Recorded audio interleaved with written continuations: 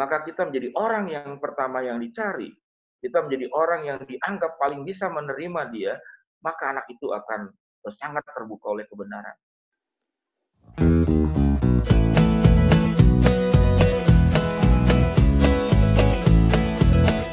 Senang ketemu dengan para hamba-hamba Tuhan pegiat anak seperti itu ya. Rekan-rekan, kita bersyukur hari ini kita boleh bersama-sama untuk ngobrol perkara iman berkaitan dengan pelayanan anak, dan di tengah-tengah kita ada legend pelayanan anak. Jadi Pendeta Wendy, karena waktu saya masih mahasiswa itu Pendeta Wendy sudah pelayanan anak. Nanti cerita mungkin Ustaz berapa tahun pelayanan anak. Ya, kita akan mulai, kita akan terlebih dahulu untuk membuka di dalam doa. Minta kesediaan Pastor Yoel deh. Yuk kita berdoa Bapak Ibu ya. Yuk kita berdoa sebentar. Tuhan, terima kasih Engkau pertemukan kami lewat media ini, baik kami yang ada di Surabaya, di Jakarta, bahkan di Makassar, bahkan di Genteng, bahkan dimanapun kami berada saat ini, kami bersyukur lewat media ini kami bisa belajar bersama-sama, kami bisa diskusi bersama-sama, bahkan kami bisa share pengalaman pelayanan anak kami masing-masing. Kami serahkan perbincangan kami ini, biarlah sungguh-sungguh Tuhan boleh memberkati dan menyertai. Terpujilah namamu ya Tuhan, kami berdoa di dalam nama Tuhan Yesus. Amin. Amin. Pengalaman indah. Sebetulnya bertemu dengan para pelayan anak ini boleh bilang sangat sulit ya, karena siapa juga yang mau ngumpulin pelayanan anak, jarang sekali. Kebanyakan tuh pelayanan dewasa. Oke, mungkin perkenalan dulu Muse, yang tadi seperti yang saya perkenalkan awal, Muse bagi saya adalah legend pelayanan anak. Mungkin berapa tahun sudah pelayanan anak nih? Iya, saya sekolah teologi di saat sebetulnya dari mulai masuk sekolah teologi kehidupan saya tuh di anak. Dulu di rumah begitu ya, itu mainnya sama anak-anak terus sampai satu masa saya berpikir saya tuh kapan dewasanya begitu ya, mainnya sama anak terus, dan itu rupanya sebuah panggilan yang memang sudah Tuhan kasih titip di saya itu bahkan dari semenjak saya berangkat remaja. Saya pelayanan sudah dari semenjak di sekolah teologi itu, dari mulai tingkat 2 itu sudah pelayanan ya, dengan Ibu Ane itu keliling ke berbagai kota, itu ada 7 kota saya masih ingat sekali, bahkan sampai ke Madura, Pamekasan. Nah itu pelayanan. Kemudian sebetulnya sih semua pembekalan yang Tuhan beri itu boleh dibilang sih dari sebuah pengalaman hidup di masa kecil, kalau boleh tanda kutip ya, kehidupan saya itu bahagia sekali di masa kecil. Jadi masa bermain saya itu sangat banyak. Jadi masa bermain saya sangat banyak, namun tidak mengabaikan sekolah. Nah, itu disebabkan sebetulnya dari orang tua. Jadi orang tua itu memberikan kepada diri sendiri ya. Jadi keluluasannya sangat tinggi sehingga saya melakukan banyak eksplorasi kegiatan, eksplorasi kemudian keterampilan yang pada akhirnya rupanya itu disiapkan Tuhan. Saya boleh ada sampai hari ini begitu ya. Jadi saya banyak sebetulnya menggeluti bidang-bidang boleh dikatakan tuh yang orang lain pelajari, saya pelajari ya, minimal saya bisa begitu. Tapi yang orang lain tidak pelajari, itu yang justru saya pelajari. Jadi yang orang lain tidak pelajari itu yang saya pelajari. Jadi saya banyak melakukan tuh hal-hal yang boleh bilang nggak umum ya. Seperti saya senang main sulap, kemudian saya senang ikut teater. Waktu kecil saya suka mendengar sandiwara radio, karena dulu kan tidak ada YouTube, tidak ada apa-apa. Namun saya suka sekali dengan boleh dikatakan tuh sandiwara radio. Kemudian saya terkesan sekali dengan Gatot Sunyoto. Jadi waktu dulu zaman umur saya 56 mau 57 ya. Zaman dulu kecil itu kan nggak ada televisi, cuma TVRI. Jadi tayangan itu jarang sekali. Ada namanya tuh Gatot Sunyoto yang main pongki, main ventriloquist gitu. Saya tertarik sekali, tidak ada yang mengajar dan siapa juga yang mengajar. Sampai satu hari waktu saya di Malang, di saat saya cari-cari buku di toko buku, lalu ketemu satu buku itu tentang suara perut, dan kemudian saya juga belajar sendiri. Kemudian pada akhirnya dari semua kegiatan-kegiatan informal itu, pada akhirnya itu memperlengkapi saya. Kemudian saya juga senang menggambar, saya senang main musik, saya senang teater, saya juga senang menyanyi ya, vokal dan segala macam. Kemudian saya suka itu kalau di Bandung itu namanya itu babanyolan. Nah, babanyolan itu adalah sebuah budaya di Bandung itu, ya kalau Betawi itu apa sih? Ketoprak Betawi lah begitu ya. Nah, itu kemudian semua itu membentuk saya, kemudian Tuhan membekali kemudian sampai ada hari ini. Itu dulu mungkin, silakan ditanya lagi ya, lanjut. Oke, topik kita hari ini adalah melayani Tuhan melalui anak. Jadi mungkin Musa Wendy bisa share ke kita-kita seberapa penting pelayanan kepada anak di dalam kaitan dengan melayani Tuhan. Oke, sebetulnya dasar sekali ya. Kalau kita ingin menanam sesuatu itu, ini sebenarnya sangat diakui dan sangat dipahami oleh semua gereja. Tapi yang cukup menarik, memang gereja itu pada akhirnya tetap, saya katakan itu bukan dari bawah ke atas perhatian, tetapi dari atas turun ke bawah. Satu contoh sederhana ada, kalau saya diundang, itu jarang gembala sidangnya itu mendampingi, ya, jarang gembala sidang mendampingi, itu guru sekolah minggu. Nah, seberapa penting itu pelayanan anak, saya adalah buah dari sebuah pelayanan anak. Jadi saya tuh dimenangkan itu di sekolah minggu.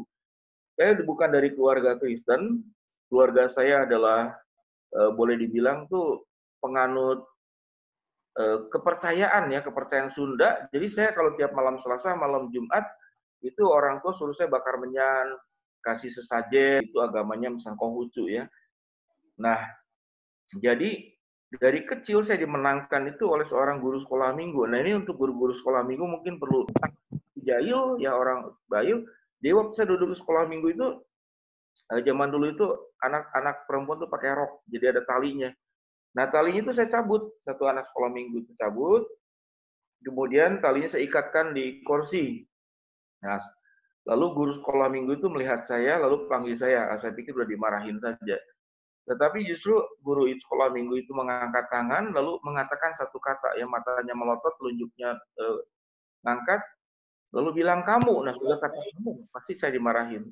Ada satu kata yang keluar dari guru sekolah minggu itu, kamu kreatif ya.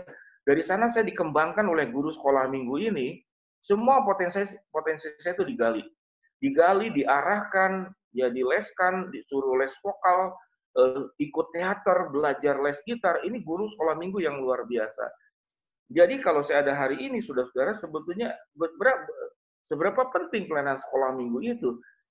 Bagi saya, saudara, menanam sesuatu sedini mungkin itu adalah hal yang sangat luar biasa.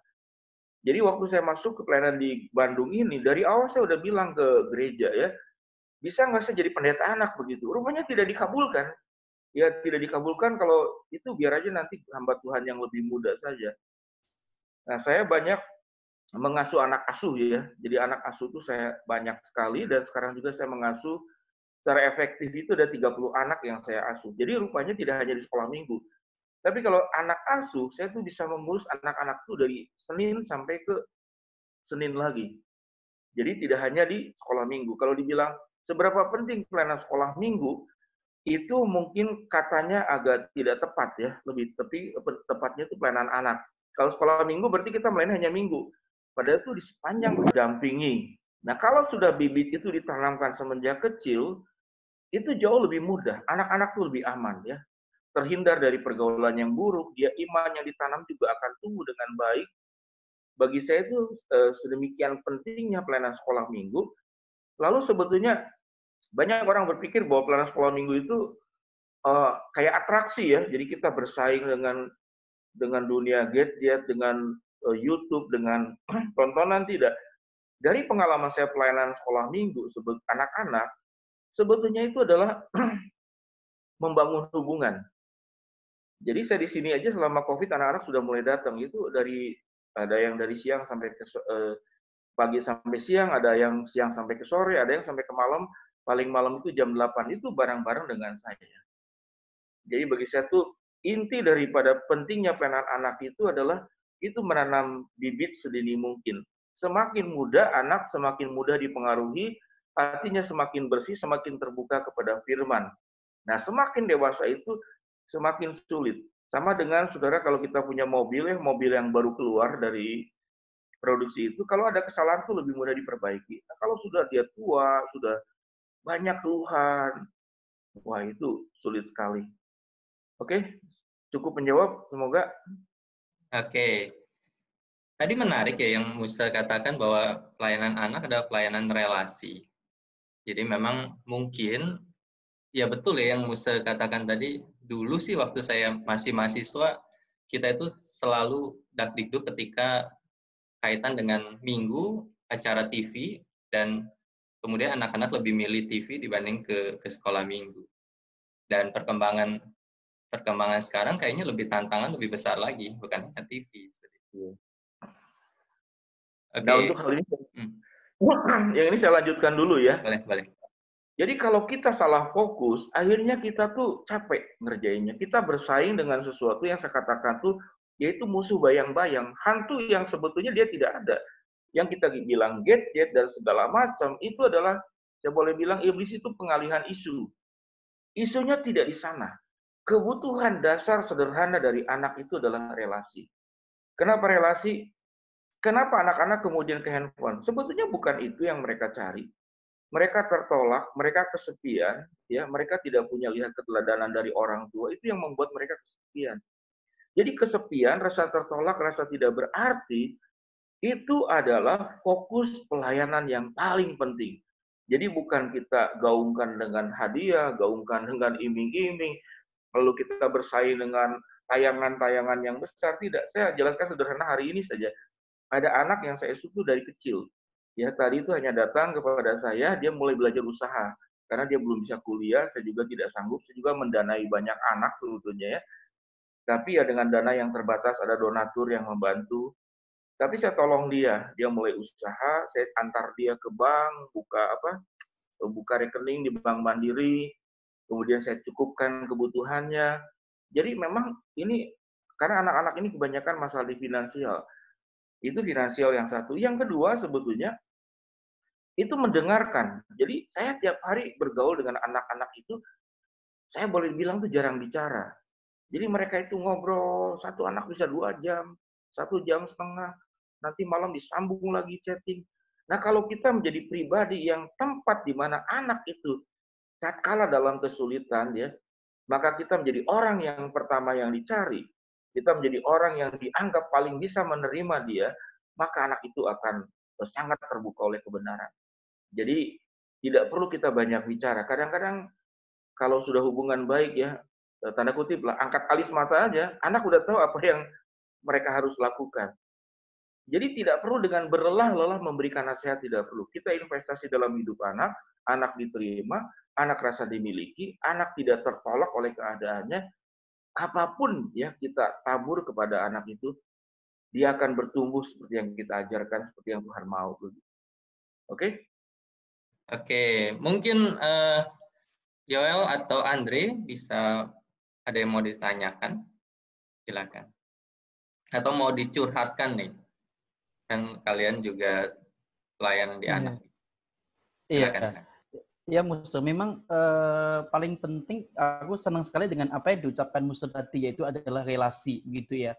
Apalagi di dalam masa-masa pandemi ini kan masa-masa yang sulit bagi anak-anak untuk ke gereja dan lain sebagainya kan, Musa ya. Jadi kalau saya prinsip seperti Musa punya, gitu ya. Ibadah online itu hanya cuma sebagian kecil. Yang penting adalah relasi kita dalam setiap kehidupan, gitu ya. Kalau Musa di tempat pelayanan Musa sendiri, untuk mengatasi pandemik ini, apa yang Musa lakukan di dalam tengah pelayanan Musa saat ini? Pandemik seperti contoh deh ya, ibadah live streaming, ibadah online. Bagi saya itu adalah ujung. Tapi bagaimana anak-anak bisa digiring ke ibadah online? Misalkan setiap seminggu sekali kan. Nah anak itu kontak satu-satu dihubungi.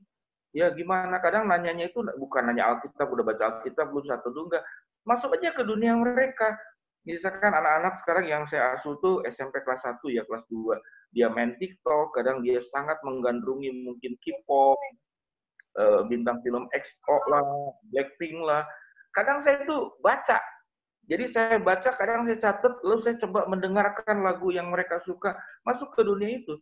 Kemudian saya bincang dari percakapan itu, nyambung, udah masuk itu, mulai nyambung kepada kehidupannya dan segala macam. Itu kemudian akhirnya pada masuk kepada intinya. Jadi kalau kita mau masuk ke dalam rumah, saya katakan kalau anak itu adalah sebuah rumah, ya kita tidak boleh bergaung di depan, masih di dalam pagar, percuma di luar pagar.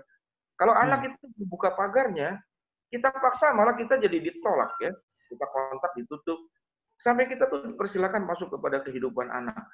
Nah itu sangat penting. Jadi kalau ibadah live streaming itu adalah jalin hubungan satu-satu. Jadi waktu dia duduk pun, dia pasti rasa saya itu adalah orang yang utama gitu di dalam sebuah ibadah online itu. Karena apa? Sudah dikontak satu-satu. Kayak tadi saya berikan satu contoh ya. Musa, maaf, itunya off ya. Oh, halo. Okay. Halo? Kepotong sampai mana tadi? Halo? Sampai contoh-contoh. Oke ya. Contohnya, tadi kan sebelum mulai itu kan saya panggil tuh, saya cari-cari nama. Nah, saya langsung catat buru-buru. Ada Roni, ada Andre, ada Yoel, ada Lina, ada Bing Hadi, ada Cunyadi, ada Theo, ada Syulce, ada yang dari GPT Bethlehem, Gustini, Yusmi Nandar, Lianti, Ratna, Ivan, Esther, dan seterusnya. Itu orang tuh akan senang, karena dia pribadi. Jadi sebetulnya sentuhan yang terbaik ya buat anak itu bukan massal, ya, bukan rame-rame, bukan dalam ibadah, tapi bagaimana anak itu disentuh berpribadi. Nah, bagaimana menyentuh dan membangun hubungan dengan anak secara pribadi, ini adalah seni. Nah, saya juga terpengaruh oleh satu buku dari Dale Carnegie ya, bagaimana cara memenangkan teman, tapi itu kan buku, saya katakan itu sekuler. Tapi tahapannya itu memang harus seperti itu. Jadi bagi saya itu, kalau sudah hubungan itu dimenangkan, anak itu tidak akan lari kemana-mana.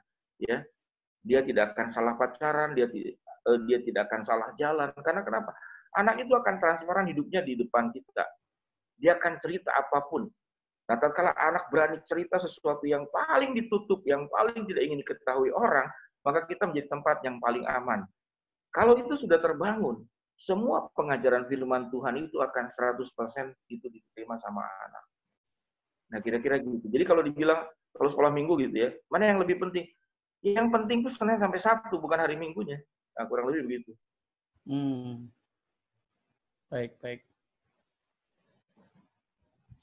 Ya, saya setuju sih Musa ya dengan pembahasan hal ini bahwa relasi itu sangat penting gitu. Karena ya tanpa relasi ya tidak bisa memasuki dunianya mereka seperti itu kan Musa. Dan memang beberapa hal pun juga yang saya coba pelajari gitu kan. Jujur saya ini kan baru cemplung ke dunia anak ini baru bisa dibilang beberapa bulan terakhir ya kan, karena selama ini saya itu kan biasanya kalau di dalam pelayanan selalu ditempatkan dalam komisi pemuda, remaja, namun kali ini saya mendapatkan satu privilege khusus untuk bisa melayani anak, dan kebanyakan hal yang saya pelajari dan yang saya lihat memang relasi itu sangat penting. Makanya tadi dikatakan bahwa kayaknya itu tantangan berupa nonton gadget itu cuma sebagai pengalihan isu sebenarnya kan, kalau kita sendiri tidak membangun relasi yang baik di antara jiwa-jiwa yang akan kita layani seperti itu. Jadi memang itu sangat penting. Nah, namun berbicara tentang relasi nih Musa, ini yang saya coba amati di dalam beberapa bulan ketika saya melayani, khususnya memasuki masa-masa pandemi di mana semua ibadah itu beralih ke online. Nah, salah satu hal yang menjadi permasalahan dalam relasi sebenarnya adalah antara orang tua. Jadi yang menjadi satu kendala yang paling besar adalah orang tua. Biasanya gini Musa, kadang-kadang kan kita ini kan menggunakan sekarang pasti setelah ataupun sebelum ibadah online kita melakukan pertemuan tatap muka, misalnya dengan menggunakan Zoom meeting ataupun juga Meet. Nah, masalahnya adalah terkadang orang tua ini yang selalu memegang kendali di dalam hal-hal seperti ini gitu loh Musa. Nah, bagaimana kita membangun suatu relasi kah, atau bagaimana yang kita bisa lakukan untuk memulai hal ini? Karena banyak orang tua bilang, ini jamnya udah terlalu siang, saatnya jam makan siang. Kemudian ada yang bilang, aduh gadget lagi, gini-gini. Jadi kayak banyak hal yang membuat pada akhirnya menjadi kendala seperti itu. Nah, ini bagaimana nih Musa untuk menghadapi hal seperti ini? Ya, ini adalah sebuah PR panjang ya, PR panjang. Jadi kalau orang tua dengan udah punya sebuah sistem dan pola asuh dan pola cara bersistem dalam berumah tangga yang sudah terbentuk ini yang tidak gampang. Jadi idealnya adalah memang itu adalah pembekalan itu sebelum pernikahan. Tapi sebelum pernikahan juga orang tuanya orang yang mau nikah kan sudah 25 tahun, mau 30 tahun. Itu juga sudah terlanjur. Jadi sebetulnya yang terbaik itu orang tua juga adalah sebetulnya orang tua yang dari buah pelayanan. Buah pelayanan sekitar 25 tahun yang lalu. Wah, ini jadi kan panjang kan. Jadi itu memang yang tidak gampang. Nah, biasanya yang saya tahu itu adalah begini. Kalau misalkan saya bagaimana memenangkan orang tua. Tatkala anak-anak tuh dekat dengan saya, lalu mengalami sebuah perubahan hidup. Belajar jadi makin baik. Orang tua tuh akan terbuka juga dengan saya. Jadi, dia akan mempercayakan saya. Mempercayakan anaknya itu kepada kita. Dan kita ngomong apapun juga itu didengar. Nah, sehingga bagaimana untuk memenangkan orang tua adalah pengaruh kita itu harus membuat anak itu mengalami sebuah perubahan.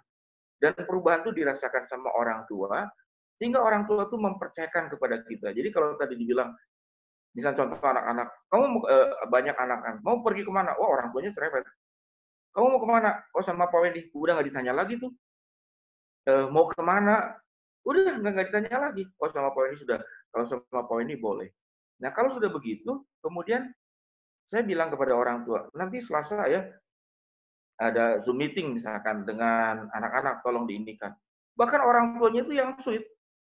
Kegiatan lain ini jangan dulu, ini dimundur aja. Ini ya utama sama poin dia aja, yuk silakan. Nah, kurang lebih begitu. Jadi kepercayaan itu timbul tidak hanya anak kepada kita, itu juga orang tua kepada kita. Bagaimana orang tua itu bisa percaya kepada kita?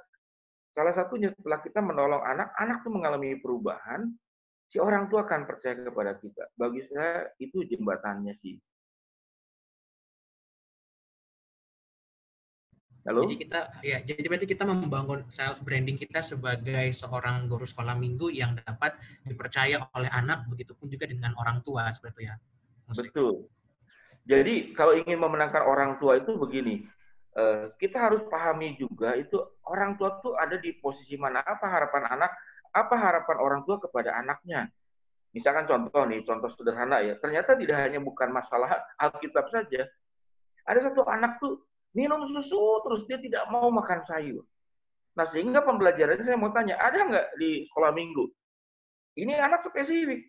Orang tuanya berharap hal itu karena orang tuanya kebetulan dokter. Lalu kita tanamkan bagaimana pola makan yang sehat. Waktu kita ajak anak itu makan, kita jelaskan itu. Mengalami sebuah perubahan. Dan itu yang diharapkan sama orang tua. Lalu terjadi perubahan itu di rumah. Orang tuanya bertanya, ini siapa yang membuat kamu punya pola sebuah perubahan seperti ini? Sehingga kita bisa masuk menolong orang tua itu, kita harus tahu orang tua itu berharap apa kepada anak. Karena kalau orang tua punya anak kan, anak pertama ingin berubah dalam hal ininya. Misalnya ada anak tuh kalau pergi nggak bilang-bilang, ya udah aja. Atau pulang selalu terlambat. PR kita kan jadi lebih gampang. Kalau nggak kan kita mau mendidik anak dari A sampai Z. Tapi poin untuk memenangkan orang tua, anak itu pulang adalah tepat waktu. Jadi jam berapa. Kita catat anak ini. Ini PR untuk hubungan dengan orang tua. Waktu perubahan tingkah laku itu terjadi, orang tua akan terbangun hubungan dengan kita. Itu otomatis. Jadi memang di dalam mendidik ini nggak bisa lebar ya. Kita mau panas semua kasih nggak bisa. Setiap anak spesifik. Kasarnya ya, kalau saya katakan, setiap anak itu kita harus punya buku. Kalau ini buku kecil ya. Setiap anak ini ada namanya. Datanya itu ada di sini dan kita nggak bisa global. Ya, jadi satu persatu. Jadi waktu kita hubungan dengan anak, kita bicara PR dia itu. Hubungin, kadang-kadang anak-anak tuh saya berkala ya, bawa anak tuh berenang. Pas berenang itu 5 orang, 6 orang. Tapi saya sudah incer. Anaknya saya ajak ngobrol 5 menit, 10 menit. Poinnya itu aja, ketemu lagi poinnya itu aja, ketemu lagi poinnya itu aja. Karena itu yang saya sasar. Dan kemudian terjadi sebuah perubahan tingkah laku. Kemudian itu dirasakan sama orang tua. Maka orang tua akan gampang kita kendalikan. Ya, kurang lebih begitu. Apakah sulap secara alkitabiah diperbolehkan? Karena anak saya menyukai dunia sulap, saya langsung melarang karena saya menganggap bahwa sulap itu mengajarkan kebohongan. Bagaimana sikap saya untuk menjembatani hal tersebut? Silakan, Musa. Oke ya. Kita bicara mungkin yang lebih global. kita lihat apa bedanya dunia agama sama dunia sekuler. Dunia sekuler itu adalah dilonggar-longgarkan aturan. Kalau dunia agama itu diketat-ketatkan. Maka di dalam Alkitab jelas sekali kan, ahli Taurat itu menambah-nambahkan sesuatu yang sudah Tuhan gariskan itu dia tambah-tambahkan. Di kitab juga sama. Jangan menambahkan satu iota pun, jangan juga mengurangkan. Nah, gereja itu seringkali terlambat di dalam menyikapi sebetulnya kemajuan. Saya masih ingat sekali satu contoh. Waktu saya masuk ke saat seminari Alkitab Asia Tenggara ya, lalu ada kasakusuk, ini ada rahasia, ada rahasia. Saya bingung rahasia apa, lalu teman ada kakak tingkat, kamu kena nanti loh, kamu kena. Rupanya rahasia guling, tahu ya, guling buat tidur, bantal guling. Nah guling itu dirahasia dan itu tidak boleh. Saya tanya-tanya kenapa itu nggak boleh? Karena itu dianggap kalau nanti tiduran, guling nanti bisa kemudian berimajinasi yang buruk. Nah, sulap itu sebetulnya pada prinsipnya adalah kalau dia menjadi salah, kalau kemudian dia mengatakan ini sebagai sebuah kebenaran, nah itu salah. Misalnya orang bisa berjalan di atas air. Kalau dia mengatakan ini adalah sulap, maka berarti dari awal dijelaskan ini ada triknya, tapi bukan benar-benar itu terjadi. Nah, itu adalah bagi saya bukan sebuah kebohongan. Nah, kalau kebohongan itu dia menganggap hal itu sebagai sesuatu yang benar, itu adalah sebuah kebohongan, ya. Tapi kalau saya main sulap begitu, nggak perlu saya jelaskan triknya, ya. Kadang perlu ada yang dibongkar, ada yang enggak. Tapi saya selalu mengatakan, misalnya sulaplah kertas jadi uang, begitu kan. Kalau sudah mengatakan ini adalah trik, setelah Anda belajar pun Anda juga bisa melakukannya. Nah, sudah dalam penjelasan begitu, itu menjadi bukan sebuah kesalahan. Nah, apa pentingnya anak itu bermain sulap? Anak-anak yang suka bermain sulap itu kinestetiknya itu akan luar biasa dan dia perlu punya sebuah kemampuan disebutnya itu dia multitasking ya, berpikirnya, tangannya, komunikasinya, wah itu akan menolong anak sangat kreatif. Hal yang kita dengarkan orang kalau dengar musik klasik jadi cerdas begitu kan ya, tapi sulap itu dia harus punya banyak unsur ya, keterampilan kinestetiknya, komunikasinya, meningkatkan kepercayaan diri di depan umum. Tapi dia satu ya tidak boleh mengatakan itu adalah sesuatu yang benar karena itu trik. Yang kedua tidak boleh dipakai ya untuk merugikan orang lain, itu nggak boleh. Apakah sulap itu sebuah kejahatan? Saya mau tanya, ada nggak yang main sulap ditangkap polisi? Nggak ada. Karena apa? Itu bukan kejahatan. Ya, kalau itu kemudian dibuat menjadi merugikan, maka itu menjadi kriminal. Ya, sulap itu bukan apa diterima gitu ya. Ya 2 poin itu. Triknya harus kasih tahu ini hanya trik. Yang kedua jangan dipakai untuk tujuan yang salah. Ya, nyambung soal sulap ini menarik memang gitu ya. Jadi kalau dari penjelasan Musa berarti intinya bahwa waktu kita bisa cerita tentang Alkitab misalnya begitu ya, katakanlah tentang dosa dan lain sebagainya begitu. Berarti kita menggunakan sulap no problem ya Musa ya? Enggak masalah. Satu nggak contoh masalah, sederhana kan, ya? Enggak masalah, pokoknya dijelaskan. Ada satu contoh sederhana lagi. Ada gereja tertentu itu tidak boleh pakai boneka binatang karena dianggap binatang nggak bicara, betul? Betul kan? Padahal kalau pakai boneka orang juga sama aja. Mana ada boneka bicara? Baik. Nah, kan gereja itu melebih-lebih. Kalau pakai boneka binatang tidak boleh, kalau pakai boneka orang boleh. Padahal tidak ada binatang yang bisa bicara, tidak ada juga yang namanya boneka manusia yang bisa bicara. Itu saya bilang gereja itu selalu melebih-lebihkan. Satu contoh sederhana, kita mengajarkan anak sekolah minggu, ayo kita doa, tundukkan kepala, lipat tangan, tutup mata. Oke? Betul? Itu sebuah kebenaran, betul? Setelah kita berdoa, agak begini aja itu berbeda. Ada nggak di Alkitab dari Kejadian sampai Wahyu, doa itu anak-anak sekolah minggu, tunduk kepala, tutup mata, lipat tangan. Cari dari Kejadian sampai Wahyu, kalau ada kasih tahu saya. Itu berarti apa? Itu budaya yang kemudian secara tidak sadar karena dilakukan berulang-ulang turun-temurun, lalu dijadikan sebuah kebenaran. Ini yang bahaya. Gitu. Baik. Oke. Kalau ada yang teman-teman yang mau tanya bisa via chat atau bisa Oh, ini ada yang nanya lagi nih. Wah, rame nih mulai. Oke, dari Bu Tika, selamat malam Muse. Saya guru sekolah minggu yang pegang kelas kecil atau TK. Mau tanya gimana menjalin komunikasi yang kreatif di tengah pandemi ini. Silakan Muse. Anak TK ya. TK, Muse TK.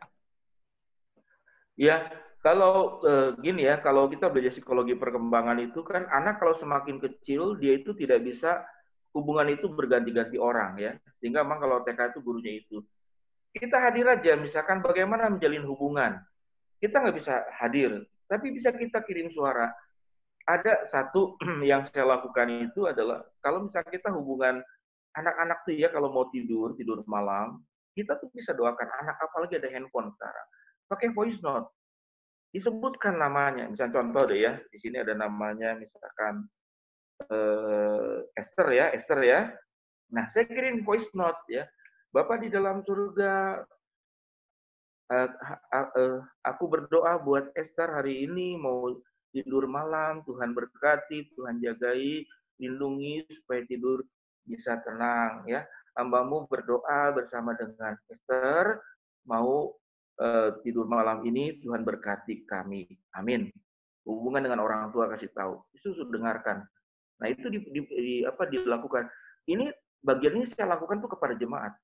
Jadi kalau jemaat ada masalah selama pandemik ini, itu saya bukan kirim ayat Alkitab, kirim gambar. Enggak. Satu-satu jemaat saya doakan. Saya tahu masalahnya. Jadi apa yang dilakukan di sekolah minggu itu dilakukan kepada jemaat. Itu loh voice note. Anak itu akan hadir, itu jalin hubungan, ya. Kadang bukan dengan video kecil, gambar, tapi kembali, kalau bisa, jangan kita buat sebuah video, ya 20 menit, 30 menit buat semua anak, itu jauh lebih nggak efektif. Lebih efektif buat sebuah video, cukup 1 menit, hanya buat anak itu aja, tidak untuk yang lain. Atau 30 detik. Ya, atau gitu, halo, selamat pagi, ya. Tuhan berkati, Tuhan jagai engkau hari ini. Segitu, berapa detik? 10 detik. Dikirim aja. Itu udah jalinan. Itu sebuah hubungan. Begitu. Cukup menjawab?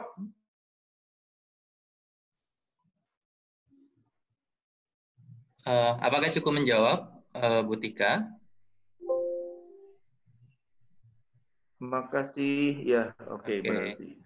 Makasih. Musa kaitan dengan anak, ini Bu Tika bilang sangat terberkati. Kaitan dengan anak, mungkinkah anak sekolah minggu itu mengalami pertobatan secara pribadi? Oke. Ya, pertobatan itu sebetulnya tidak sesederhana itu. Pertobatan itu adalah berangkat daripada trust ya, mempercayai. Saya berikan contoh. Tatkala anak dibesarkan dari orang tua yang tidak punya keteladanan, ya ayah yang memukul ibu, atau ibu yang tidak punya keteladanan, anak itu akan mengalami kesulitan dia kepada sosok otoritas. Jadi sebetulnya bagaimana anak itu mengalami sebuah pertobatan kalau secara psikologi, tatkala dia melihat bahwa ada sosok itu yang bisa dipercaya, karena Tuhan itu kan tidak terlihat, dia tidak terasakan. Jadi anak yang punya hubungan yang baik ya dengan pribadi tertentu, tentu kalau kita sebagai guru sekolah minggu dengan kita, dia akan jauh lebih mudah katakanlah mengalami semua kedekatan dengan Tuhan. Bagi saya pertobatan memang ada momen ya, momen itu di mana aku mengakui Yesus juru selamat, membuka hati, mengaku dosa, betul. Tapi bagi saya itu hanya sebagian kecil. Karena perjalanan bersama dengan Tuhan itu perjalanan yang panjang. Sehingga anak itu perlu didampingi. Saya punya anak-anak saya bimbing itu sudah nikah. Sudah mulai, saya dari dulu kan di sekolah minggu begitu ya. Nah kalau sudah ada kasus dengan keluarganya aja, yang dicari itu saya. Karena kenapa? Itu membangun sebuah hubungan. Jadi kembali ya intinya itu adalah membangun hubungan, orang mempercayai kita, anak-anak mempercayai kita dengan apa yang kita lakukan. Ya, hati kita, keteladanan kita, hidup kita, ya kita terus punya engage ya dengan anak-anak yang mendalam, anak itu tidak akan kesulitan hubungan dengan Tuhan. Oke? Oke, Musa ada yang nanya lagi dari Ibu Misnawati. Bagaimana caranya agar pelayanan sekolah minggu dapat berjalan seperti biasa karena sejak COVID ibadah sekolah minggu tidak ada, sementara jiwa-jiwa anak cukup banyak. Jiwa anak-anak cukup banyak. Jadi maksudnya waktu anak kembali ke sekolah minggu atau bagaimana? Sepertinya di masa COVID ini sih. Atau Bu Misnawati bisa langsung mungkin bisa tanya ke langsung. Saya nggak salah ini. Silakan. Bu Misnawati, saya aktifkan ya. Silakan Bu Mis. Ini dari BNKP Padang, Ustaz. Oh, oke. Wow. Silakan Bu Misna. Banyak memang.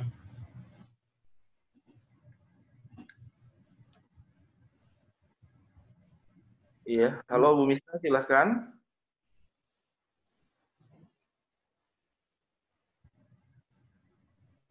Belum terdengar suaranya? Iya, belum aktif. Bentar ya. Silakan Bu Misna. Oh, ini yang lain. Atau kita yang lain dulu, nanti Bu Misna ya. Ya. Bagaimana cara kita membawakan cerita firman Tuhan ketika masa pandemi ini menjadi sangat menarik melalui media atau live streaming? Iya, ada orang mengatakan gimana jadi, saya kan nggak mungkin jadi kayak Pak Wendy, memang nggak mungkin. Berbeda. Tapi bagaimana bisa menarik itu bagi saya, sebetulnya hubungan dengan anak itu bukan pertunjukan. Misalkan contoh nih ya, contohnya itu misalnya anak-anak nih, bercerita itu bisa dengan aktivitas. Misalkan contoh sederhana, yang paling gampang kita nggak punya karunia apa-apa. Kita membuat sebuah pertanyaan kembali ya, hubungan dengan anak. Misalkan ceritanya itu, misalkan kalau sudah agak remaja, misalkan sekolah minggu SM ya. Nah, anak-anak suruh melanjutkan sebuah kalimat dari SM. SM itu, kasih contoh kan, saya bosan di rumah selama pandemi, ya. Mana lauseku atau mana teman-temanku yang bisa aku temuin dan segala macam. Itu dibacakan, lalu dibacakan satu-satu. Itu berarti relasi. Relasi juga seperti itu. Atau kemudian kita mengajukan sebuah pertanyaan kepada anak, lalu anak menjawabkan kekumpul di kita. Lalu kita bacakan. Itu udah menarik. Nah, setelah kita bacakan, misalkan apa yang kamu lakukan selama pandemi? Ini apa yang kamu tidak suka selama pandemi? Itu kan dikumpulkan. Nah, kita bahas-bahas begitu, berarti ada hubungan antara kita dengan anak tersebut. Nah, kalau itu misalnya 10 menit tayangan atau 15 menit, 10 menit membahas apa yang jawaban mereka, 5 menit kita tinggal simpulkan. Ya, simpulkan tuh dari bosannya anak-anak dan segala macam, itu disimpulkan. Di penghujung yang cuma 5 menit ataupun 3 menit, itu anak akan terikat. Jadi prinsipnya bagi saya itu, hubungan itu di atas segala-galanya. Walaupun kita tidak tayangan yang macam-macam, karena orang itu kan ingin dihargai secara pribadi. Setiap anak itu ingin dihargai secara pribadi. Nah, simpelnya seperti itu. Bu Misna boleh langsung tanya, langsung on. Silakan Bu Misna. Ya, selamat malam, Musa. Malam. Ya, sesuai dengan pertanyaan saya tadi, Musa, kan selama COVID ini kan 3 bulan pelayanan anak di sekolah minggu kan nggak berjalan lancar. Ya. Jadi, gimana cara kita? Memang sih kita bisa live streaming, tapi kan semua anak-anak yang ada di BNKP itu atau orang tuanya kan nggak semua punya kapasitas. Contohnya lah HP yang mungkin memadai untuk misalnya live streaming atau seperti kita malam hari ini. Jadi supaya jiwa anak-anak itu tidak sampai berlarut-larut, karena mereka adalah dasar kan dari untuk pelayanan, maksudnya dasar iman mereka itu kalau sempat udah lebih dari 3 bulan, apa usaha kami atau bagaimana cara kami supaya anak-anak tuh kembali lagi untuk bisa mendengarkan kebenaran firman Tuhan itu loh, Musa. Oke. Kita pikir cara ekstrim lah. Sebutlah misal anak-anak satu rumah tuh nggak punya handphone sama sekali. Jadi nggak bisa connect sama sekali, betul? Betul, betul. Kan satu, mereka punya telepon rumah kan? Iya. Atau minimal handphone itu kita bisa calling ke anak-anak. Betul kan? Iya, betul. Jadi bisa dengar suara kita. Jadi kembali, hubungi satu persatu. Kalau misalnya satu anak itu nanti ya kamu tiap hari ini nanti Lause akan kontak kamu gitu ya. Ngobrol aja. Ngobrol 5 menit, 10 menit. Kamu di rumah gimana? Aku nggak suka dede aku tuh gimana ganggu aku terus, aku sebel misalkan contoh ya. Aku bosan di rumah, si mama itu selalu menangin dede. Kadang-kadang kita cuma dengerin Tuhan, oh gitu. Jangan nasihatin dulu. Coba kamu jelasin kamu nggak senangnya di mana. Oh dia ngomong panjang lebar, ngomong panjang lebar. Jangan dipotong. Jadi ini berarti ada konseling anak kan yang timbul kan? Ada konseling. Nah kemudian bagaimana sentuhan lagi? Misalkan kita ada sebuah tayangan. Kemudian begini, kita buatkan sesuatu lah. Sesuatu itu misalkan dari origami kan? Anggaplah ini origami saja. Ya sebutlah ini. Lalu kita bentuk. Nah bentuk itu, bentuklah bentuk sesuatu ya burung lah atau apalah begitu kan ya, itu ditulis. Ditulis untuk siapa? Lalu dikirim. Jadi kalau anak itu rumahnya dekat itu dikirim ke rumahnya, dititipkan. Dititipkan, anak juga bisa buat, itu bisa 20, bisa 30, bisa melakukan. Tapi itu diberitahu waktu ada pertemuan Zoom ini, artinya apa? Artinya itu Lause itu kangen ketemu kamu, cuman nggak boleh ketemu fisik. Ini loh bendanya itu dikasihkan ke kamu. Saya yakin ya kalau itu hubungan itu gambar karena Lausenya berjuang dari rumah ya, dari itu kemudian ke rumahnya, lalu cuman menitipkan benda kecil itu benda akan disimpan baik-baik, bahkan mungkin sampai dewasa, karena ini spesial. Artinya kembali membangun hubungan, itu intinya. Cuma masalahnya Musa, ini anak-anak di BNKP ini kan cukup banyak. Kadang kita kan, maksudnya kapasitas kita juga kan nggak mungkin. Jadi maksudnya yang paling maksudnya supaya anak-anak itu bisa kembali seperti biasa lah Musa. Selain yang Musa tadi kasih tahu tuh memang ya saya ngerti, tapi selain itu apa sih yang bisa maksudnya biar cepat anak-anak itu bisa mendengarkan lagi? Ya kalau media tadi medianya idealnya itu nggak bisa ke connect, saya katakan tadi itu lewat kalau ada WhatsApp kan umum semua punya kan, ya kita betul. WhatsApp itu kan juga murah kan. Berarti bisa melalui WhatsApp ya. Lalu ada caranya begini, misalkan contoh, saya tuh selama 3 bulan itu saya mendata ulang jemaat itu hampir 4.000 jemaat ya. Nah kemudian saya kirim sesuatu kalimatnya saya sudah tulis, misalkan selamat malam ya, selamat istirahat malam, doa saya. Pak Wendy-nya tiba-tiba off ya. Rasanya ada masalah dengan internetnya Bapak Ibu. Tunggu sebentar ya. Ada gangguan sinyal ya. Sudah masuk lagi? Sudah ya. Sudah Musa. Sudah bagus. Sudah ya. Saya punya kalimat banyak, tapi saya ada kosongkan. Kosongkan itu, jadi kalau ngetik WhatsApp begitu kan, kalau panjang satu kan nggak sanggup, betul? Tapi ada dikosongkan. Kosongkan itu untuk tulis nama anak. Seperti saya sebutkan tadi nama satu-satu ya, nama-namanya itu. Dikosongkan, tinggal cantum. Jadi saya berdoa untuk kosongkan. Ya bla bla bla bla bla.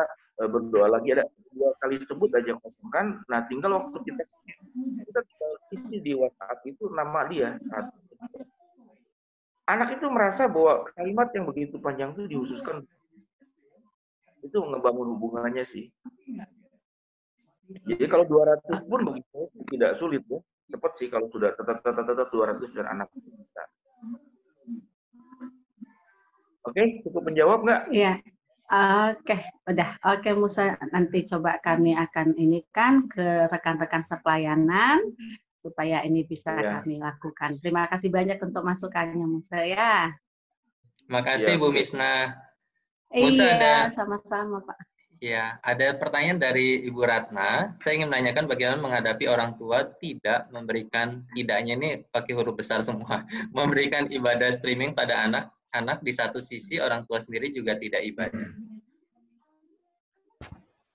Iya, memang kalau kita belajar tentang apa sih, seberapa besar pengaruh kepada anak itu memang orang tua itu yang apa ya, pengaruh yang paling utama.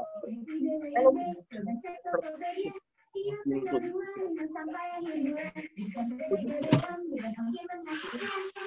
pintu kurang jelas ya, sebentar ya. Iya, ada suara.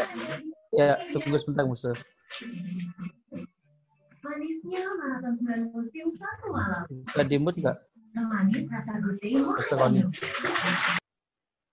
Ya. Sudah saya mute semua sih. Ya. Bentar ya, saya cek lagi. Ya. Sudah? Oke, sudah. silakan. Oke.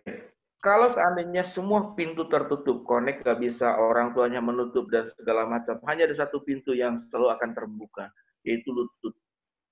Ya, lutut yang berdoa. Jadi kalau anak itu tidak terhubung, kita bawa di dalam doa berlutut buat anak, maka Tuhan akan menyentuh anak itu dengan caranya. Jadi ada yang bagian kita, namun ada juga bagian Tuhan. Dan itu bagi saya itu luar biasa. Jadi kita doakan saja anak itu. Doakan di dalam doa kita, ya, menembus batas sekat yang dibuat oleh orang tua, oleh siapapun itu akan tembus dengan doa. Jadi waktu kita mendoakan anak itu satu persatu, ya kalau saya suka sambil nyanyi, menyembah Tuhan gitu, mendoakan satu persatu. Dan anak itu kan melekat di hati kita. Nah kadang-kadang hubungan batin itu nggak bisa diputus oleh koneksi yang diputus oleh, saya katakan lu, lewat semua alat komunikasi yang ada. Itu salah satunya, ya. Oke. Apakah ada lagi Bapak Ibu yang ingin bertanya kepada Pendeta Wendy? Pak Roni, saya boleh tanya ya? Boleh. Pak John, silakan. Ya, Pak Wendy. Saya ada 2 pertanyaan, Pak Wendy. Saya pelayanan anak ini pakai maskot balon. Waktu di Surabaya biasanya kadang kalau sama Lose Yoel kita ngelihat ada anak-anak kerumunan gitu tertarik ya, datang saya bawa balon. Terus saya bisa cerita-cerita ke mereka. Nah, kemarin ketika saya berkunjung ke jemaat di sebuah kontrakan, saya melihat banyak sekali anak-anak ya. Hati saya tergerak ingin datang ke mereka membawa balon-balon. Iya. Tapi saya masih was-was, saya takutnya nanti diciduk ya. Saya anak-anak gitu ya. Jadi ada perasaan ingin gitu dekat dengan mereka. Itu bagaimana ya untuk kita bisa mewujudkan bersama-sama di masa COVID ini, kita ingin dekat dengan mereka, tapi situasi nggak memungkinkan. Itu yang pertama. Terus kedua, saya mau bertanya tentang bagaimana Bapak bisa fokus ya. Saya melihat meskipun Bapak bukan pelayanan di anak, tapi enggak, maksudnya di pendeta di sebuah gereja, tapi Bapak tetap fokus pelayanan anak ya. Nah, saya memang dulu waktu Surabaya fokus di komisi anak ya, tapi semenjak pindah ke Jakarta itu mengembalakan sebuah gereja ya. Dan saya merasa kadang baper gitu ya. Baper karena merasa nggak bisa fokus gitu, karena ingin pelayanan di anak, fokus di situ, tapi juga tuntutan pelayanan pengembalaan. Bagaimana kiat dari Bapak supaya kita tetap fokus di tengah tugas pengembalaan? Terima kasih, Pak. Ya, kalau saya sebagai pendeta begitu kan ya, sebetulnya sih kalau saya katakan bilang, mengurus anak dengan mengurus jemaat itu sama-sama saja. Jadi waktu saya anggap aja semua jemaat juga anak sekolah minggu ya, karena kebutuhan basic dasar manusia kan sama, dimengerti, ingin diterima. Itu juga anak-anak. Nah, bagaimana caranya? Sebetulnya memang tinggal masalah mengatur waktu. Ya, kita berikan penjelasan kepada majelis dan segala macam. Ya, kalau itu memang terbentur, maka caranya adalah misalnya contoh, waktu saya berkunjung, besuklah kunjungan ya, kunjungan ke rumah jemaat nih. Maka fokus saya adalah saya akan waktu yang sama itu dipakai untuk satu panggilan saya. Jadi kalau waktu saya ke rumah jemaat itu, saya akan tanya dulu, kontak dulu. Ada nggak di sana itu anak-anaknya ada berapa, cucunya ada berapa, menangkap kira-kira ya. Nah, kemudian oke, nanti kita mau doakan ini, tante ini gitu kan. Tapi saya mau cerita juga buat anak yang di sana. Nanti tolong dikumpulin ya. Saya ada bawa boneka, saya mau cerita 5 menit. Nah, si oma opanya ini mengumpulkan anak. Jadi pada akhirnya pelayanan anak kita tuh tetap dilakukan sampai dalam kesibukan yang ada tersebut dilakukan. Nah, ya, saya ada kerjasama dengan satu rumah sakit tertentu. Jadi kalau saya misalnya berkunjung, tidak semua rumah sakit terbuka, tapi saya terdaftar di sana. Jadi saya diizinkan untuk masuk ke yang bagian anaknya. Itu saya bawa boneka, jadi cerita dikit, dikasih kain, ya cepat sembuh ya, tapi bukan penginjilan. Di anak itu yang sedang sakit, maka saya cuman berkunjung besuk itu sekaligus. Nah, ini berarti masalah manajemen. Jadi kalau dibilang itu sibuk, itu tergantung kita mengolah. Nah, kalau itu dilakukan hal yang sama gitu ya di dalam setiap kegiatan yang ada, itu akan sangat menolong. Nah, kalau misalnya dalam rapat majelis ada anak-anak yang di luar tinggal itu, saya kadang suka minta izin dulu ke rekan majelis. Saya akan keluar sedikit rapat 15 menit, ada anak-anak kumpul itu, saya mau kumpulin. Ya, nanti ada, ya masuk ke sana. Saya tinggalkan. Misalnya rapat, ya dekatin anak-anak itu. Jadi berbarengan kita pelayanan untuk dewasa, berbarengan penggembalaan, ya itu dilakukan. Apalagi sekarang saya 3 bulan, waduh efektif banget. Ya, didukung sekali. Kenapa? Emang nggak bisa menyentuh mereka gitu kan. Nah, caranya begitulah. Jadi iringkanlah apa yang kita lakukan untuk pengembalaan segala macam, tapi di sela-sela itu pakai efektif. Ya, waktu besuk, waktu kemana itu dilakukan. Oke? Oke, akhirnya kita konklusi Muse, kira-kira berkaitan dengan melayani Tuhan melalui anak, konklusi yang bisa Muse sampaikan kepada setiap kita seperti apa? Kembali ke kata hubungan. Bagaimana membangun hubungan anak adalah bagi saya seperti yang Yesus lakukan, dia kenosis ya, mengosongkan dirinya. Selama kita membawa bawaan kita, kadang-kadang ego kita, ya kita tidak bisa masuk ke dalam dunia anak, itu kita tinggalkan surga kita. Tinggalkan surga kita, kita turun ke dalam dunia menjadi sama dengan mereka, itu kan betul kan kalimatnya? Yesus meninggalkan surga menjadi sama seperti manusia. Kepada anak-anak juga sama. Pahami. Kadang-kadang kita kayak anak kecil, kadang bayangkan aja saya kumpulin kayak gini. Sengaja belajar menikmati mainan anak-anak itu. Jadi saya setiap hari itu kalau ada waktu itu ya kayak anak kecil menikmati. Ya mungkin kayak orang autis ya, kumpulin macam-macam loh. Ini udah seluruhnya mainan anak semua. Nah, itu untuk memahami ya apa yang mereka pahami, bahasa mereka, tontonan mereka, maka itu kita bisa masuk. Jadi kesimpulannya satu relasi, yang kedua kita mau meninggalkan surga kita, lalu memahami ya tinggalkan surga kita lah, turun ke dalam dunia menjadi sama dengan mereka. Kalau kita sudah sangat bisa memahami mereka, bahasa kita dimengerti, jiwa mereka juga kita bisa pahami, itu akan sangat mudah. Ya itu konklusinya. Oke, terima kasih banyak Pendeta Wendy Pratama yang telah sharing kepada setiap kita melayani Tuhan melalui anak. Dan terima kasih teman-teman yang boleh join di Ngopi hari ini. Dan obrolan kita hari ini direkam dan kemudian nanti akan diupload di Brontis Production. Jadi kita akan tutup Ngopi kita, minta kesediaan Losa Andre untuk berdoa. Silakan. Kita berdoa ya.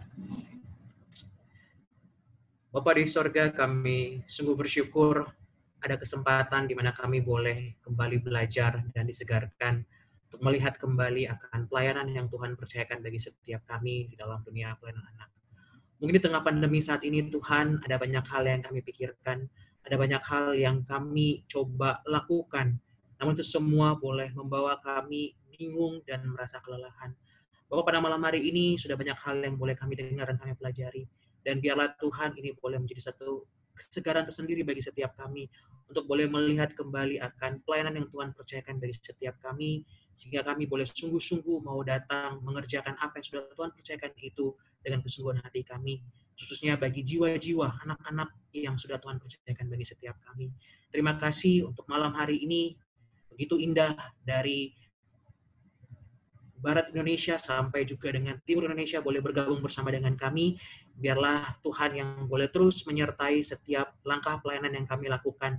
Tuhan yang pimpin, dan juga secara khusus untuk Musa Wendy yang juga Tuhan sudah boleh pakai pada malam hari ini untuk boleh menjadi saluran berkat bagi setiap kami. Kiranya Tuhan juga yang boleh memberkati dalam setiap pelayanan dan juga dalam keluarganya. Terima kasih ya Bapa, kami menyerahkan akan kehidupan kami ke dalam tangan Tuhan. Engkau yang boleh terus memimpin akan kehidupan kami. Terima kasih ya Bapa, kami sungguh bersyukur untuk malam hari ini. Di dalam nama Tuhan Yesus kami berdoa. Amin. Halo rekan-rekan semua.